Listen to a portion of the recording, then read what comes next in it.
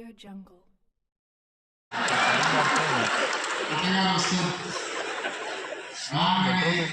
నిన్నటి వరకు ఉన్న తల్లిదండ్రులు దూరమైతారు, అత్తగారు అల్లం బెల్లం అవుతారు అని అంటుంటారు. కానీ నేను ఒక మాట చెప్పదలుచుకున్నాను. తల్లిదండ్రులను గౌరవంగా తల్లిదండ్రులను మంచిగా చూసుకోవడం ఎవరైనా ఉంటే ఖచ్చితంగా వాళ్ళ జీతం 15% కోత విధించి మీ తల్లిదండ్రులు. రెండవది, గతంలో నలుగురు ఐదుగురు ఉండేది పిల్లలు. ఒకరు మంచోడున్నా ఒకరు చెడ్డోడున్నా ఎవరో ఒకరు చూసుకునేది. మేమైతే 7 మంది అన్నదాం.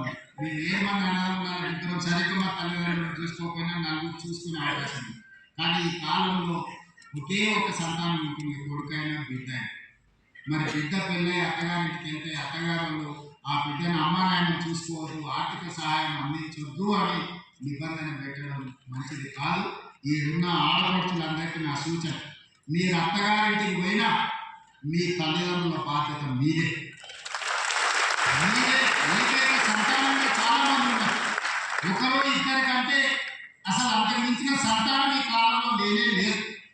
మరి మిమ్మల్ని చదివించి పెంచి పెద్ద చేసి మిమ్మల్ని పెళ్లిళ్ళు చేసి అత్తగారింటికి పంపిస్తే మీరు వెళ్ళిపోయిన తర్వాత మీ తల్లిదండ్రులను పట్టించుకోకపోతే ఒకవేళ అత్తగారి ఒత్తిడి ఉన్నా ఏదైనా ఉంటే నాకు చెప్పండి. ఏదైనా ఉంటే అత్తగారి నుంచి ఒత్తిడి ఏదైనా ఉంటే నాకు చెప్పండి. ఆటోమేటిక్గా మీ జీవితంలో నుంచి కొంత భాగం 10 నుంచి 15% మీ తల్లిదండ్రులకు చేరేది. ఏ ఆడబిడ్డ కూడా తమ తల్లిదండ్రులకు ఏమైనా చేయాలని కోరుకుంటారు, కానీ అత్తవాళ్ళ గురించి ఉండే ఒత్తిడితోని ఎక్కడైనా వాళ్ళు ఇబ్బంది పడుతుండొచ్చు. అట్లాంటివి ఏదైనా ఉంటే మీ అన్న రేవంత్ రెడ్డి ఇక్కడ ఉన్నాడు, నాకు చెప్పండి. తల్లిదండ్రులు మానవ జన్మ ఎత్తడానికి అర్హత లేదు అని నేను భావిస్తున్నాను. దయచేసి ఈ రోజు నుంచి ఈ ప్రభుత్వంలో మీరు భాగస్వాములు. మీ అందరి నుంచి నేను ఆశిస్తున్నది ఒకే ఒకటి, మీ తల్లిదండ్రులను బాగా చూసుకోండి. కన్న తల్లిదండ్రులను పుట్టిన ఊరును బాగా చూసుకునేవాడు ఈ తెలంగాణ రాష్ట్రాన్ని బ్రహ్మాండంగా అభివృద్ధి చేస్తాడని నేను నమ్ముతున్నా. మీ అందరి పట్ల నాకు సంపూర్ణమైన విశ్వాసం ఉంది. రాబోయే రోజుల్లో కూడా ప్రభుత్వ ఖాళీలు అన్నిటిని భర్తీ చేస్తాము. ఎవరు ఏ రాజకీయ పార్టీల చేతుల్లో ఆయుధాలుగా మారకండి. ఎవరు మనం చెప్పాల్సిన పని నాకు సంపూర్ణమైన అవగాహన ఉంది. అశోక్ నగర్ చౌరస్తాలో కూర్చుంటే ఏం మాట్లాడతాం, ఉస్మానియా యూనివర్సిటీ క్యాంటీన్లో కూర్చుంటే ఏం మాట్లాడుతుంటాం, ఏం ఆశిస్తామో సంపూర్ణమైన నాకు అవగాహన ఉంది. అన్ని ఖాళీలు భర్తీ చేస్తా. ప్రభుత్వం లేదా కానీ ప్రైవేట్లో కూడా పెట్టుబడులు తీసుకొచ్చి ప్రపంచంతోనే పోటీ పడే విధంగా మా యువకులను తీర్చిదిద్దే బాధ్యత నాకున్నది. చిన్న వయసులో నాకు మంచి అవకాశం వచ్చింది. చాలా సంవత్సరాలు ఇట్లాగే మీతోనే ఉంటాను, కావాల్సిన పనులు చేస్తాను. మీరందరికీ మరొకసారి ప్రభుత్వ ఉద్యోగం సాధించిన దాంతో పాటు సంక్రాంతి శుభాకాంక్షలు తెలియజేస్తూ మీ అందరికీ వస్తుంది.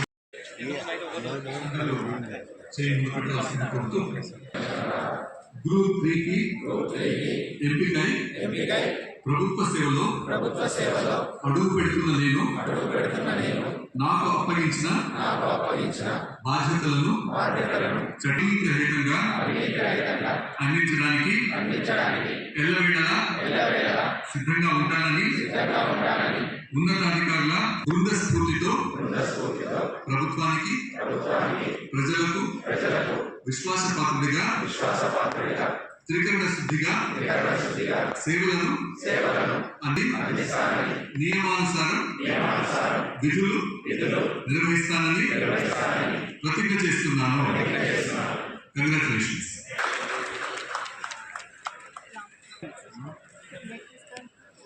హైదరాబాద్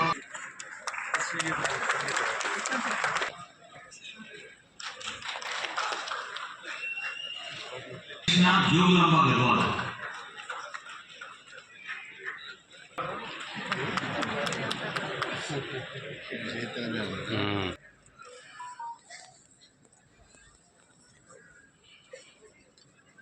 రవి మల్కజ్గి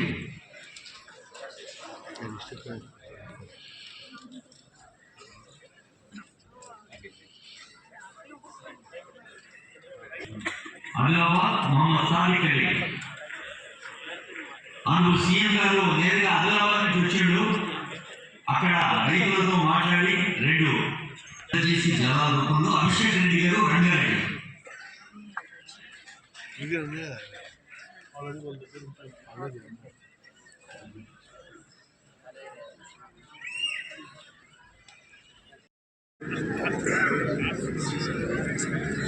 మన కన్యారం సాయి శంకర్ నల్గొండ, రాజిరెడ్డి నల్గొండ, శ్రావణి ఫ్రమ్ నల్గొండ,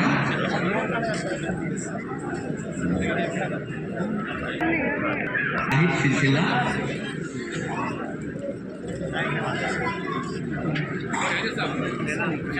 రాజమల్లి, తర్వాత Pandu Suryapet, Yadadri Bhuvanagiri,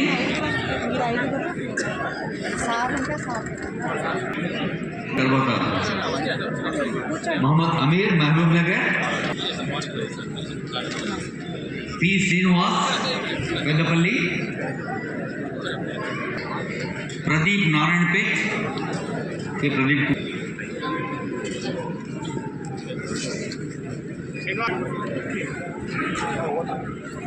Special Secretary General Dekar sir to propose vote of thanks. A. Revant Reddy ji for gracing this occasion and for personally presenting the appointment orders to the selected candidates of the Group 3 examination. To honorable advisors, honorable MPs, MLAs, MLCs, the Chief Secretary, senior officials and all distinguished dignitaries for their presence and valuable support.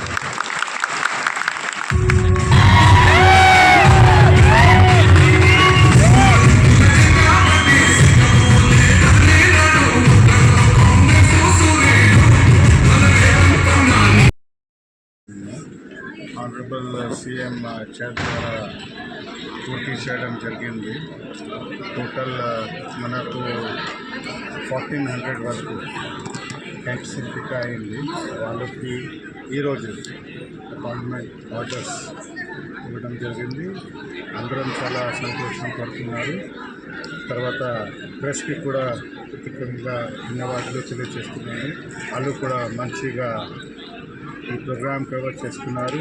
తర్వాత పబ్లిక్లో కూడా recruitment గురించి, చదువు గురించి awareness create చేస్తున్నారు. కాబట్టి వాళ్ళకి కూడా ధన్యవాదాలు. ఇప్పుడు మనకు క్యాండిడేట్స్ 1400 వరకు ఉంది. వాళ్ళతో పాటు వాళ్ళు తల్లిదండ్రి వచ్చినారు. అది కాకుండా ఈ 25 డిపార్ట్మెంట్స్ వాళ్ళు పార్టిసిపేట్ అయ్యారు. ఎందుకంటే 25 డిపార్ట్మెంట్స్లో 101 HODs వాళ్ళు సంబంధించి ఈరోజు ఈ క్యాండిడేట్స్కి రిక్రూట్మెంట్ లెటర్స్, అపాయింట్మెంట్ లెటర్స్ ఇవ్వడం జరిగింది. సో సుమారుగా 2000 పైనే ఈరోజు ఇక్కడ